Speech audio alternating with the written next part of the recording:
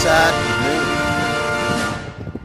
but a great news for sa ating mga Pinoy na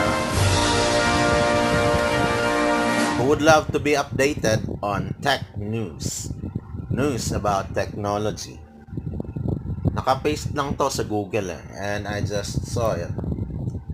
Kahit tayo, alam mo na, pulubi,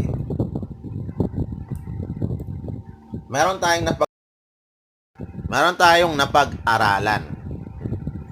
And in fairness sa Bloomberg, CNBC, they are watching the eyes of Zuckerberg, the founder of Facebook and Meta. And it seems like they are waiting for his, alam mo na, bad news.